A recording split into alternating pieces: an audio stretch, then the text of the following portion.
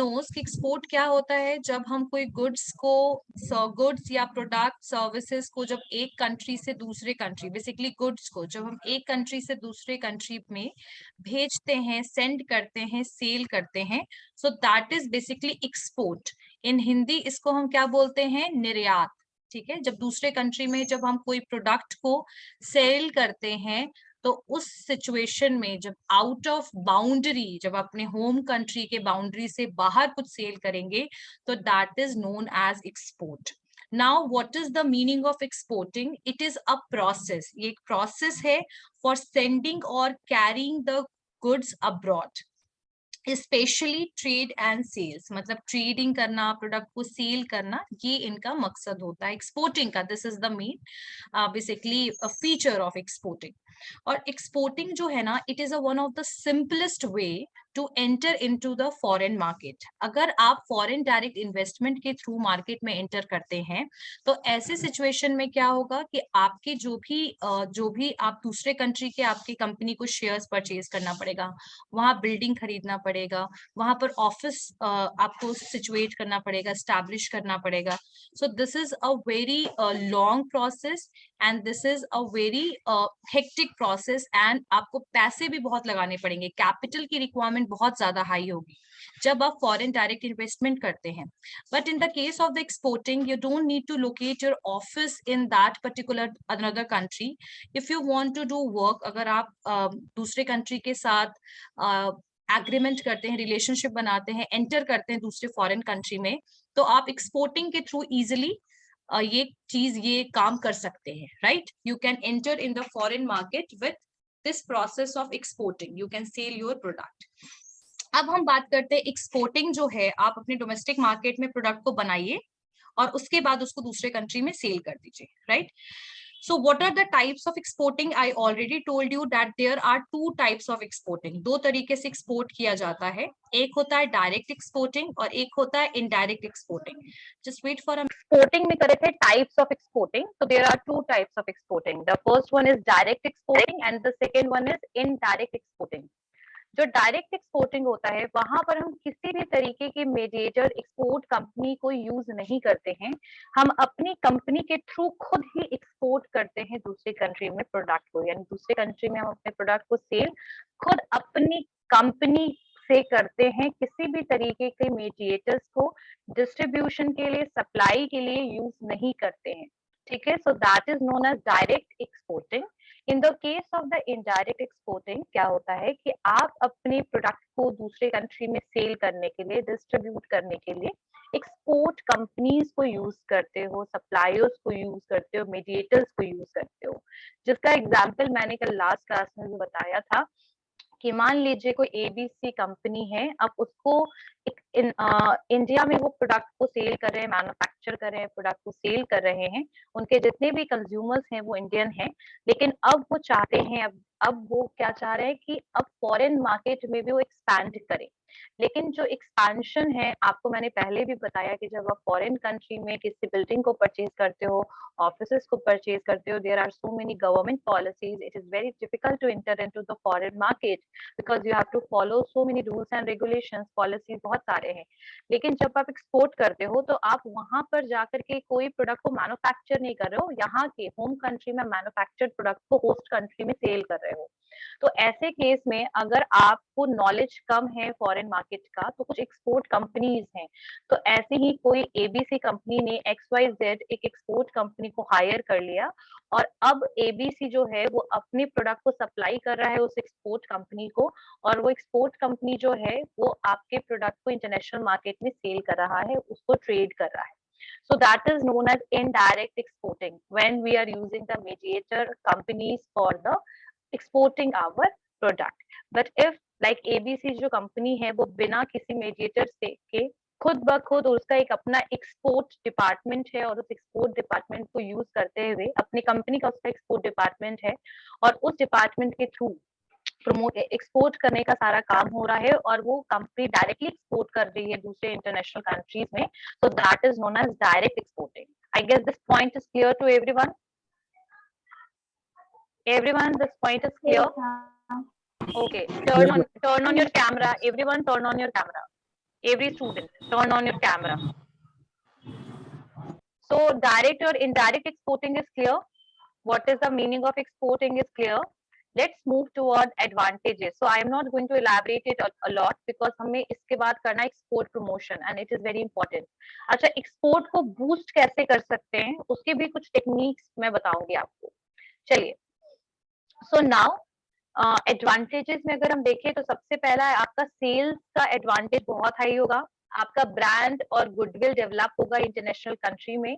आपके जो प्रोडक्ट आपके डोमेस्टिक मार्केट में जिसका डिमांड कम हो जा रहा है, जिसका प्रोडक्ट लाइफ साइकिल आपके कंट्री में कम है, उस प्रोडक्ट को आप दूसरे कंट्री में सेल कर सकते हैं. ठीक है, यानी कि you will get profit of those products whose demand in your own domestic country is very less. ठीक है, so the first advantages of first तो आपको होगा कि आप गुड्स को सेल कर पा रहे हैं दूसरे कंट्री में, आपका एक ब्रांड इमेज क्रिएट हो रहा है, आपका सेल्स इंक्रीज हो रहा है, आपका प्रॉफिट इंक्रीज हो रहा है. ठीक है, और एक और भी चीज है कि जब आप एक कंट्री से ज्यादा फॉरेन कंट्रीज में डील करते हैं तो हर एक कंट्री से में आपका प्रोडक्ट का जो लाइफ साइकिल है वो चेंज होता रहेगा, तो लॉन्ग टर्म तक रेवेन्यू के आपको चांसेस हैं. तो ओवरऑल प्रॉफिटेबिलिटी आप अर्न करते हैं, ओवरऑल प्रॉफिटेबिलिटी आपको मिलेगा. नेक्स्ट जो है कि आपका जो डोमेस्टिक मार्केट है अगर वो सैचुरेटेड है, सैचुरेटेड का मतलब है कि यहाँ पर बहुत इंटेंस कंपटीशन है, बहुत सारे ऑलरेडी मार्केटर्स हैं जो आपके जैसे प्रोडक्ट को बना रहे हैं. If will take the example of anything, either if you are taking the example of apparel, there are multiple companies who are making the manufacturing the product and then they are selling it in the Indian market. So if there is a situation of the saturation in the market, you are easily able to sell your product into the foreign market because आपके country में मैंने बताया कि जो आप यहाँ के intense competition से अगर आप बचना चाहते हैं और प्रॉफिटेबिलिटी इंक्रीज करना चाहते हैं तो आप अपने प्रोडक्ट को फॉरेन मार्केट में सेल कर सकते हैं. तो अगर कंपटीशन ज्यादा होता है तो कई बार इसका क्या इम्पैक्ट पड़ता है, आपके कंज्यूमर लेस हो सकते हैं, आपके कस्टमर्स जो है वो दूसरे सब्स्टिट्यूट प्रोडक्ट को परचेज कर सकते हैं, दूसरे कंपनी की तरफ मूव ऑन कर सकते हैं. लेकिन आप अगर फॉरेन कंट्री में भी डील करेंगे तो आप यहाँ के इंटेंस कंपटीशन के लॉस को वहां के प्रॉफिट से कवर अप कर सकते हैं. क्लियर हो गई बात, समझ में आया, पॉइंट क्लियर हो रहा है सबको, everyone? Yes, ma'am. Okay. Next one is कि आप अगर international companies by going international companies will participate in global market and gain a piece of share from huge international marketplace. So it is basically saying about the expansion, like you are able to expand your company. Next one is कि if you are selling the product in the various country, it is going to distribute the risk. जो risk है वो distribute होगा because of the diversification in the various countries. जैसे US का जो market है, जो यूएस के कंज्यूमर्स है, they're not similar of what Australian जो आपके कस्टमर्स है उनके जैसे सिमिलर तो होंगे नहीं. तो ऐसे सिचुएशन में जो रिस्क है ना अपने सिर्फ होम कंट्री में प्रोडक्ट को सेल करना, एक ही कंट्री में प्रोडक्ट्स को सेल करना, वो आपका डाइवर्सिफाई हो जाएगा, रिस्क जो है वो डिस्ट्रीब्यूट हो जाएगा इंशाल्लाह. ठीक है. नेक्स्ट वन है कि आप फॉरेन कंज्यूमर्स को जब प्रोडक्ट सेल करोगे तो अगर कंज्यूमर आपके सेटिस्फाइड है, foreign customers, so the demand of your product will be increase, है ना. और जितना ज्यादा प्रोडक्शन इंक्रीज करोगे, जितना ज्यादा आप बल्क में प्रोडक्शन करोगे, आपका पर प्रोडक्ट का कॉस्ट लो होगा और comparatively to the other competitors who are there in the international market, you are able to compete with them and you are able to distinct yourself by providing the goods at low cost. So this is also one of the possibility that you are able to achieve the economies of scale because of the huge production. अब आप सोचो कि अगर आप product जो है वो अपने कंट्री के लिए बना रहे हैं और बहुत दूसरे कंट्रीज के लिए भी वही सेम प्रोडक्ट बना रहे हैं, बहुत ज्यादा वाइड प्रोडक्शन, बल्क में प्रोडक्शन कर रहे हैं, तो जब ज्यादा प्रोडक्शन होगा, इफिशिएंसी ज्यादा होगी, तो इकोनॉमीज ऑफ स्केल की वजह से आपका पर प्रोडक्ट का कॉस्ट भी लो होगा. So huge production is going to basically बोल सकते हैं ना, it is going to create a situation of economies of scale. समझ में आया? ये सारे पॉइंट्स क्लियर हो रहे हैं? What are the benefits of exporting? हाँ, एक और चीज होगा इसमें कि आप जब एक्सपोर्ट करेंगे, मतलब अगर आप इंटरनेशनल जाते हैं या इंटरनेशनल फॉरेन मार्केट में डील करते हैं, so you are able to get the ideas and information about the international market as well, that how the marketers are dealing in that particular country, what are the consumer behavior, how you are able to sell the product, what is the technological advancement of that company. So you are able to get so many information regarding to the foreign market, and because of that only you are able to compete with the foreign competitors as well. ठीक है, तो यहाँ आपको information भी आप grab करेंगे, और information तभी ग्रैब कर सकते हैं जब practically you are in the practice of this exporting system. यहाँ से अगर मैं इंडिया में आज बैठी हूँ तो मुझे नहीं पता कि what is going on in the international market, but yes, I have option to purchase the product of the international brand because of the e-commerce, right? But if I am talking about the practical thing, that if I want to do the business, it is very much difficult to for me, that without information I can do, or I can take any kind of step. So practically it is possible when you are doing the exporting, you are able to get the information, so you are able to sustain in the international market for the long time. समझ में आ रही है बात? Clear हो रहा है ये सारा point? Okay, let's move toward the next one, जो मैंने तुम लोग को पहले भी कवर कर दिया है ये पॉइंट, कि see we all knows that there are 4 stages in product life cycle.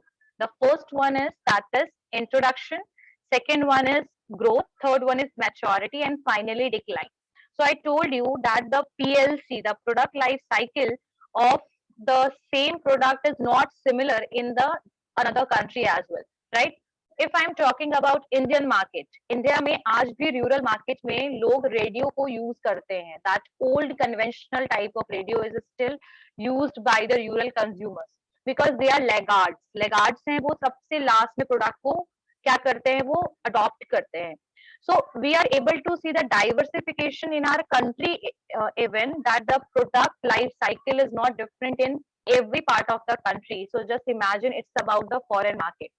So if the PLC product life cycle या product is going to be declined in your country and you have a stock, what you can do, you are able to sell those products to the foreign market. आगे बात समझ में clear हो गया? ये सारे point clear हैं? Let's move toward the disadvantages of exporting. What is the disadvantages? First one is it is take more time to develop extra market and payback periods are longer. Yeah, exactly, because whatever you are doing it from your home country. You are selling the product to the from your home country, right, to the foreign market. So it is going to take the long time. And one more thing, that the exporting is totally dependent upon the transportation and communication.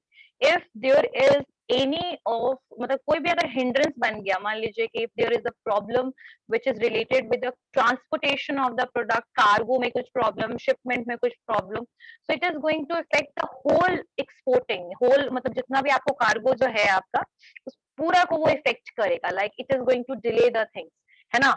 उसके बाद जो पे back periods है that is also long, and यहाँ पर आपका जो भी प्रोडक्ट है उसको आप प्रमोशन नहीं कर सकते लाइक एफडीआई की तरह, कि जब आप वहां पर अपने ऑफिस को स्टैब्लिश कर रहे हो तो you are promoting your brand as well in that country, but in exporting you are only selling the product to the another country. Next one is exporting जो है, the companies may need to modify their product to meet the foreign country safety and security codes and the import restriction. So you have to do work for the product development and product modification as well, that whatever product you are selling in India, it might be possible that this product is not going to be sold in another country by because of some regulations or restrictions are put by, means that is basically prescribed or that is basically there in the country. ठीक है, तो ऐसे case में security codes और ये सब चीजों को आपको फॉलो करना पड़ेगा. एक्सपोर्ट करने के लिए आपको टैक्सेस भी पे करना पड़ सकता है. एक्सपोर्ट टैक्स आप लोगों को पता होगा, दूसरे कंट्री में जब आप एक्सपोर्ट कर रहे हो तो उस कंट्री के लिए वो इम्पोर्ट है. So in that situation you have to pay the taxes if there is any kind of taxes in that particular country. उसके अलावा ये जो है पैकेजिंग वगैरह पे भी आपको बहुत ज्यादा कॉस्ट लगाना पड़ेगा, क्योंकि आप अगर पैकेजिंग नहीं करोगे तो how you are going to deliver that product to the another country, because वो शिप होके वो लोड हो करके शिप पर फिर वो दूसरे कंट्री अगर जा रहा है, so it is very difficult कि अगर आप उसको प्रॉपरली पैकेजिंग नहीं करोगे तो it might be possible that that product is going to be damage. ठीक है, सो डैमेज का लॉस भी बहुत ज्यादा है एक्सपोर्ट करने में. कम्युनिकेशन और ट्रांसपोर्टेशन भी इफेक्टिव और इफिशिएंट होना चाहिए, इंफ्रास्ट्रक्चर होना चाहिए, अगर नहीं है तो it is going to effect your product as well.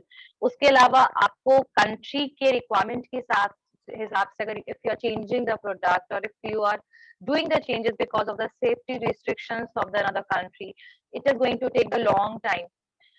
So these are the disadvantages of exporting. Clear हो गया? Clear हो गया? चलिए, और एक और चीज है कि एक्सपोर्ट करने के लिए कई बार आपको लाइसेंस की भी जरूरत होती है। कुछ आइटम्स को जब आप एक्सपोर्ट करते हो, you required license for exporting that. So license, export license is also required if you are exporting the product. ठीक है, एक minute. Clear? Okay, let's move toward the another one. What is the export promotion? Next one is export promotion. उससे पहले कुछ schemes बता देती हूँ। What are the schemes for boosting the export? आप एक्सपोर्ट को कैसे बूस्ट कर सकते हो?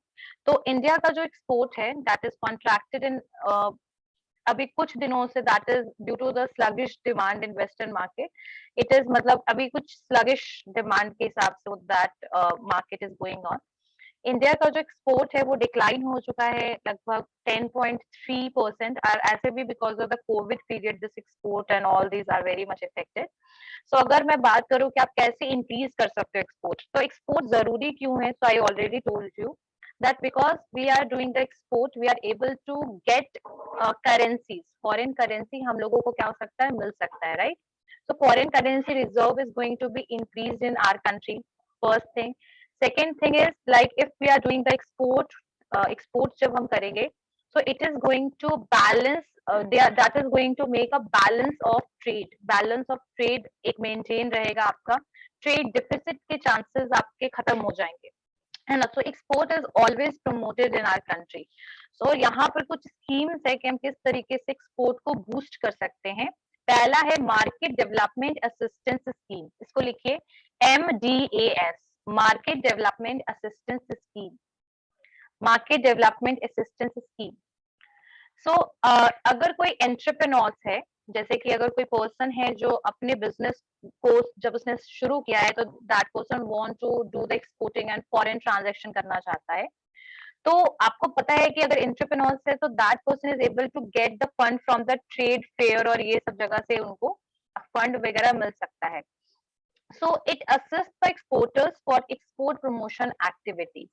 सो यहाँ पर जो मार्केट डेवलपमेंट असिस्टेंस स्कीम है, through that the government with the collaboration of some of the companies, basically the export companies, export import banks, they are providing assistance to the entrepreneurs so that they are able to do the export work smoothly.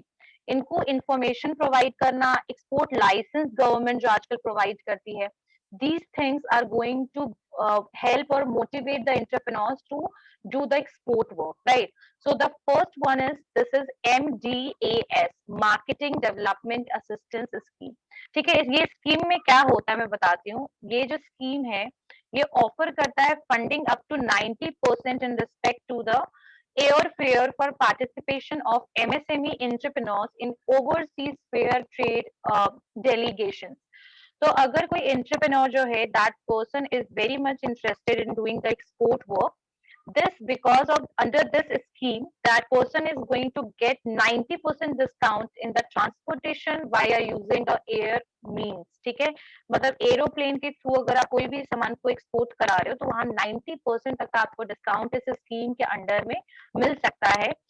और ये जो scheme है ये आपके उन्हीं को, मतलब ये उनके लिए है जो MSME में आते हैं, यानी micro small and medium enterprises में जो आपके लिस्टेड बोल सकते हैं ना, कुछ आपके सेक्टर्स हैं या लिस्टेड आपके गुड्स हैं, अगर आप उन गुड्स को मैन्युफैक्चर करके एक्सपोर्ट करना चाहते हो तो in that situation this MDAS is going to guide you or assist you and provide the better scheme and motivate you to do the export work, right?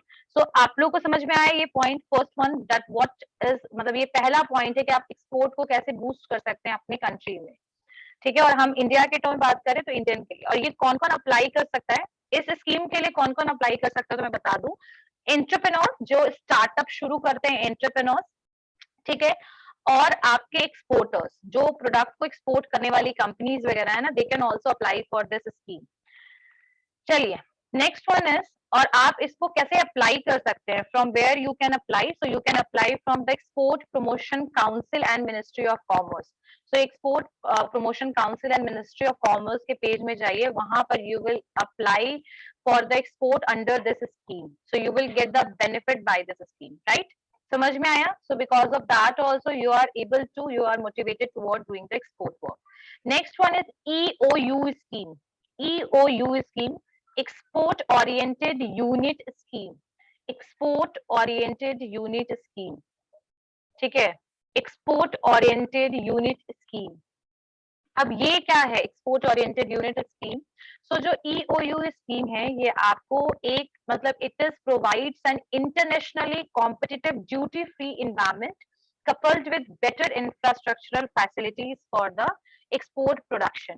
यानी जो EOU स्कीम है ये आपको ड्यूटी फ्री, आप duty free यानी tax free आप export कैसे कर सकते हैं, ये आपको इस स्कीम के अंडर में ये प्रोवाइड किया जाएगा। ड्यूटी फ्री स्कीम या फायदे आपको कुछ subsidy and all these things are going to be provided under this EOU scheme. और ये आपको बाकी मतलब it is also provide you better infrastructural facilities का मतलब जैसे मैंने आपको बताया था, ship transportation, proper power supply, these things, road, electricity, ये सारी चीजें आपके इंफ्रास्ट्रक्चर में आती है।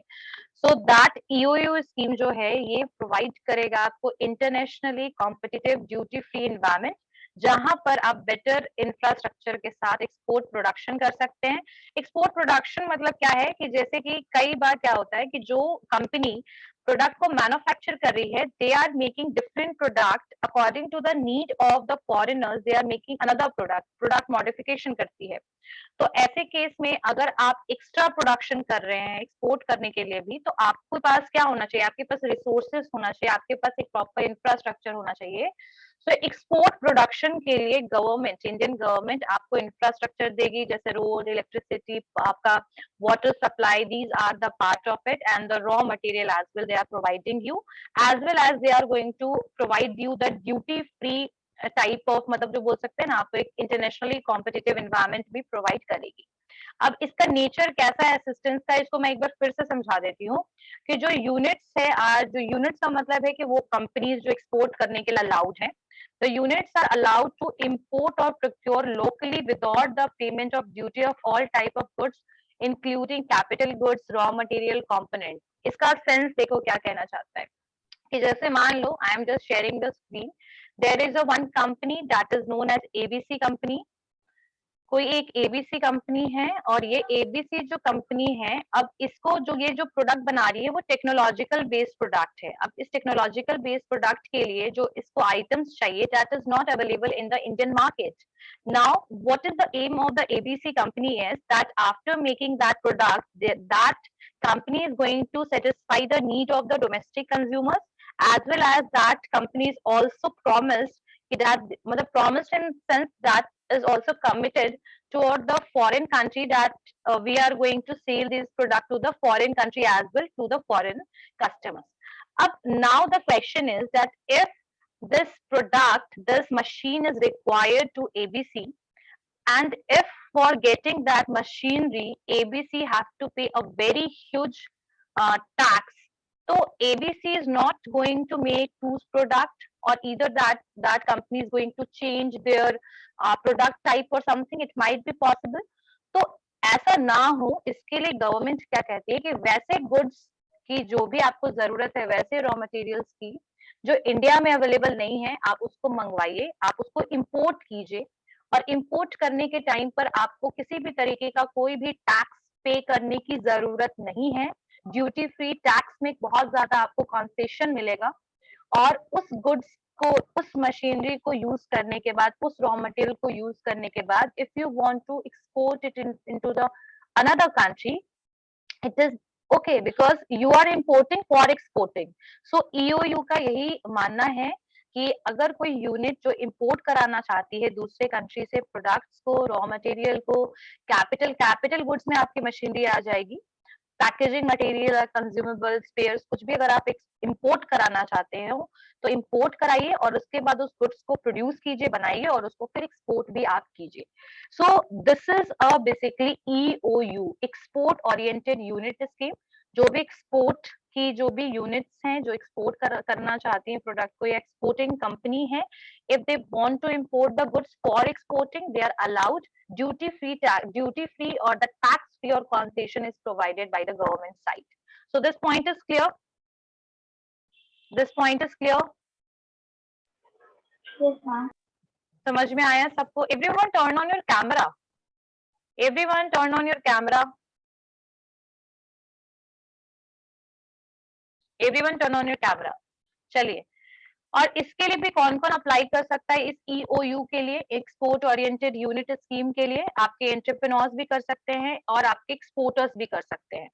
और इसका जो तरीका है, इसका भी आपका एक्सपोर्ट प्रमोशन काउंसिल, इस वर्ड को जरूर लिख लेना, export promotion council and ministry of commerce के थ्रू आप इसको क्या कर सकते हो, आप यहाँ से आप अप्लाई कर सकते हो. वेयर टू अप्लाई, तो ये नाम लिखना, export promotion council and ministry of commerce. कौन अप्लाई कर सकता है? Exporters and entrepreneurs. Next one is market access initiative scheme.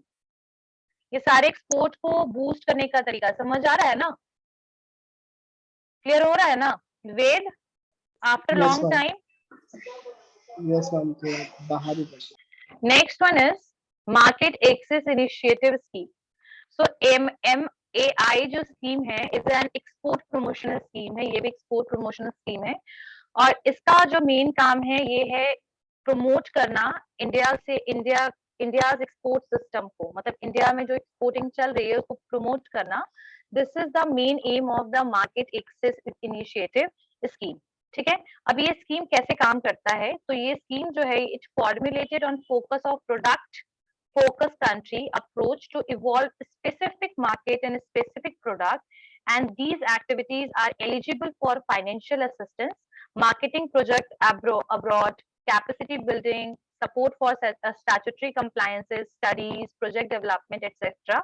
तो इसके लिए ये जो आपकी MMAI स्कीम है ये हेल्प करती है. इन शॉर्ट, मार्केट को एक्सेस कैसे करिएगा आप, दूसरे कंट्री में जो प्रोडक्ट आप सेल कर रहे हैं तो आप टारगेट मार्केट में ही प्रोडक्ट को सेल करेंगे जहां आपका प्रोडक्ट सेल होगा, है ना? आपके कौन कस्टमर्स हैं, किनको ये सेल करना है प्रोडक्ट को, पोटेंशियल कस्टमर्स कौन है, इन सबको आप एनालाइज करेंगे. यहाँ से हो सकता है आप एनालाइज करें.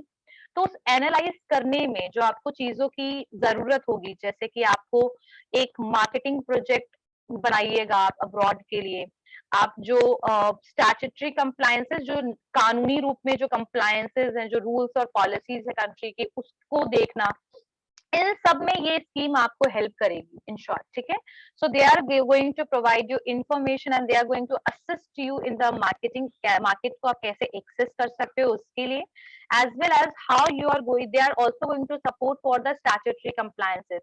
लीगली आप कैसे डॉक्यूमेंटेशन वगैरह करवाएं अपने एक्सपोर्ट के लिए, एक्सपोर्टिंग के लिए, तो उसके लिए भी आपको ये स्कीम के अंडर हेल्प मिलेगी.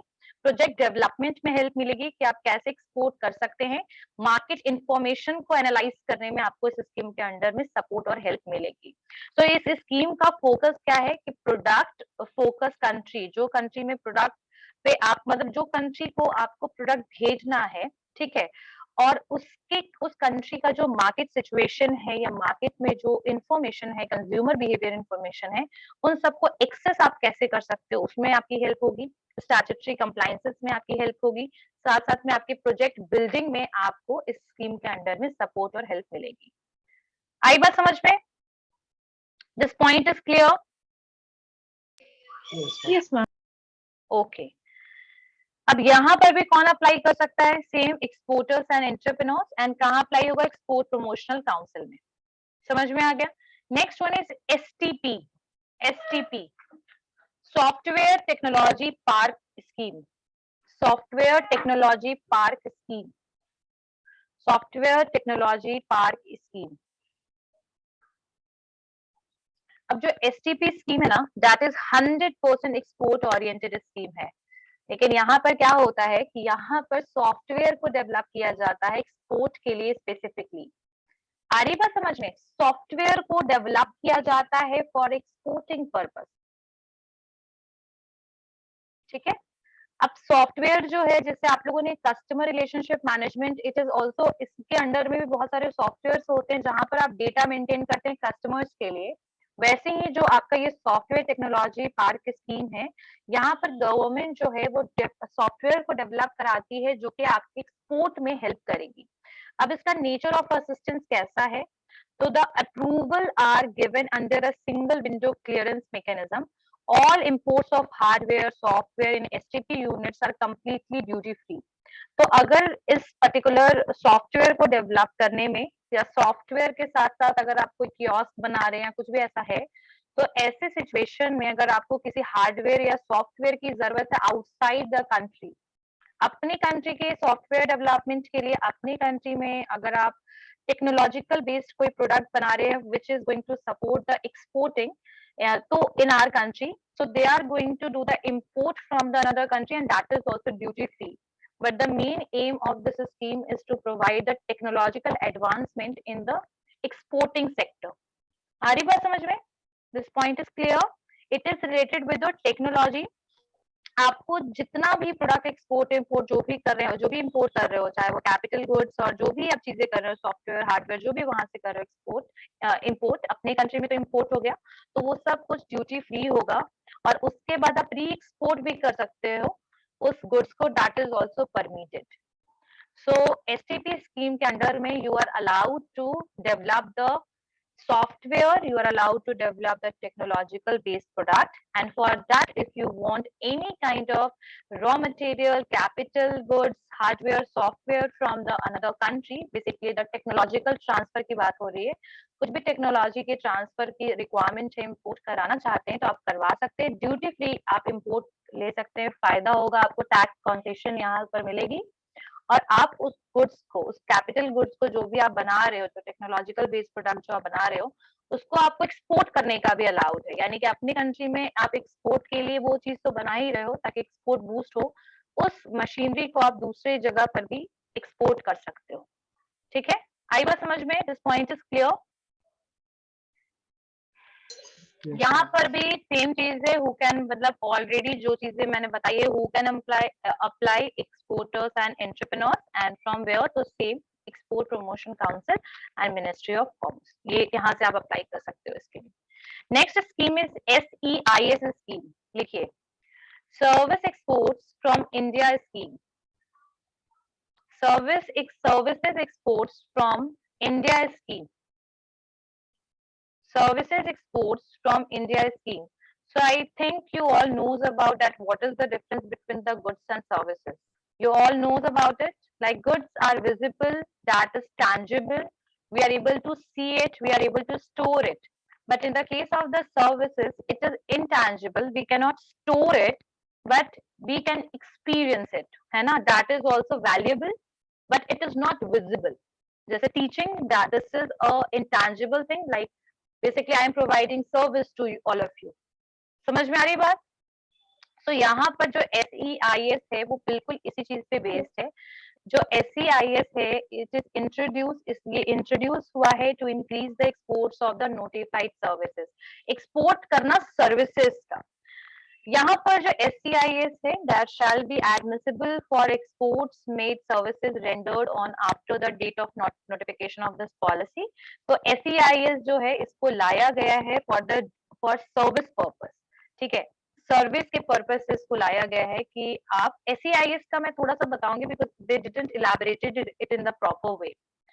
तो SEIS जो है वही सेम चीज है, यहाँ पर सर्विस बेस्ड काम होगा, यानी यहाँ पर गुड्स की बात नहीं हो रही, it is totally service based.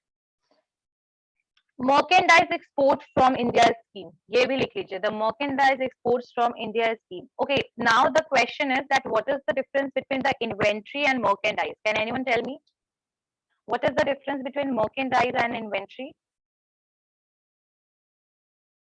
Anyone?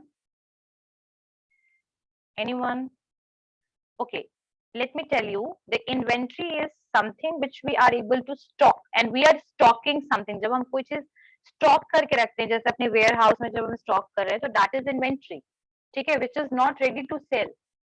And merchandise is which is offered to sale. For example, if we are visiting a particular showroom, Max अगर हम जाते हैं और अगर हम अपने वहाँ के जितने भी प्रोडक्ट, जितने भी एपरल, क्लोथ, ये सब चीजें जो आपको दिख रही हैं, जो खरीद सकते हैं आप, वो आपका मर्केंडाइज है। और उनके जो स्टॉक में चीजें रखी हुई हैं, ठीक है, जिसका उन्होंने अभी प्रॉपरली उनको सेल अभी नहीं करना है, they are basically stock those items and which is not offered to sell, that is inventory. Clear हो गया? समझ में आया? Merchandise which is offered to sale, inventory which is for the stock and that is going to sell in the future time, मतलब आगे चल के उसको सेल करना है, लेकिन merchandise जो अवेलेबल है। So यहाँ पर जो merchandise export from India scheme है, ये इंट्रोड्यूस हुआ है specifically for specific goods। specific goods यानी कुछ goods के लिए, it's not for every goods। जो MEIS है has been introduced for the export of specific goods to specified market, यानी कुछ मार्केट में कुछ गुड्स को कैसे एक्सपोर्ट किया जाए उसके लिए स्कीम को लाया गया है MEIS, ठीक है। Reward for the exports of notified goods to notified market under the MEIS shall be payable as a percentage of the released value. तो यहाँ पर आप कुछ स्पेसिफाइड गुड्स जो हैं, जो नोटिफाइड हैं आपके इस स्कीम के अंडर में, MEIS के अंडर में जो भी आपके गुड्स हैं जो आपके ऑलरेडी मेंशन्ड हैं, जो लिस्टेड हैं, अगर आप उस गुड्स को कुछ स्पेसिफाइड मार्केट में सेल करते हैं तो ऐसे सिचुएशन में आपको इस स्कीम के अंडर में कुछ कंसेशन मिलता है, कुछ ऑफर्स मिलते हैं, टैक्स फ्री होता है। So this is MEIS scheme. तो ये सारे के सारे एक्सपोर्ट्स को बूस्ट करने के लिए। फिर एग्जिम बैंक वगैरह ये सब कर लिया तुम लोगों ने, EXIM, export, import bank and all? No ma'am, first year में पढ़े थे बस world bank. Okay, next one is EPCG, export promotional capital goods, EPCG। तो ये EPCG तो मैं तुम लोग को थोड़ा बता देती हूँ EPCG क्या है। जो ऑब्जेक्टिव है आपकी EPCG स्कीम का, ये फैसिलिटेट करता है import of capital goods for producing the quality goods and services to enhance the India's export competitiveness. So I guess this point is even clear to everyone, but let me elaborate it in Hindi. EPCG का जो main मकसद है, जो main इसका reason है इसको scheme को लाने का, ये क्या करता है, ये इंपोर्ट को फैसिलिटी करता है, यानी कि आप दूसरे कंट्री से इंपोर्ट कीजिए और इंपोर्ट कर इसलिए करवाते हैं ताकि आप वो जो गुड्स बना रहे हैं, जैसे एग्जांपल में if you are making a LED television in the India, so for that if you require the chips and all of the better quality, you are basically importing those items in your country and for making the better and qualitative and with good features television। अगर आप एक ऐसा television बनाना चाहते हैं तो ऐसे situation में आपको क्वालिटेटिव गुड्स को बनाने के लिए, क्रिएट करने के लिए, मार्केट के कंपटीशन के साथ आपको स्टैंड करने के लिए, ठीक है, तो उस केस में आप दूसरे कंट्री से कैपिटल गुड्स या जो भी रॉ मटेरियल है वो आप मंगवाएंगे ताकि गुड्स को बेटर फॉर्म में डेवलप किया जाए, बनाया जा सके, क्वालिटेटिव हो, ताकि कॉम्पिटिटर्स में आप कॉम्पिटिटर्स के साथ compete कर पाए। अगर आपके गुड्स की क्वालिटी अच्छी नहीं है तो आप तो ऑलरेडी कंपटीशन के लाइन से बाहर हो गए, है ना। सो कॉम्पिटिटिव एनवायरमेंट में सस्टेन करने के लिए बेटर क्वालिटी का प्रोडक्ट बनाना बहुत जरूरी है और मार्केट में तो इंटेंस कंपटीशन चल रहा है, तो इसीलिए इस स्कीम को लाया गया है। तो EPCG स्कीम जो है ये इंपोर्ट करने का राइट देता है कैपिटल गुड्स को for the pre production, production and post production, ठीक है।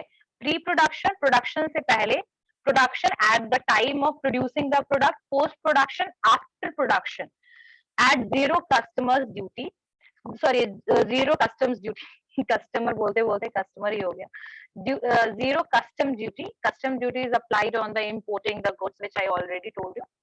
so this is EPCG, ये समझ में आया? तो somehow some of the points are very much relatable, so don't confuse। EPCG का फुल फॉर्म लिख लेना, export promotional capital goods scheme. Clear हो गया? This point is clear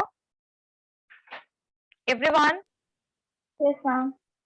Okay, let's move toward the next topic, next point, that is export promotion। Let me elaborate it, थोड़ा बता देती हूँ क्या होता है export promotion।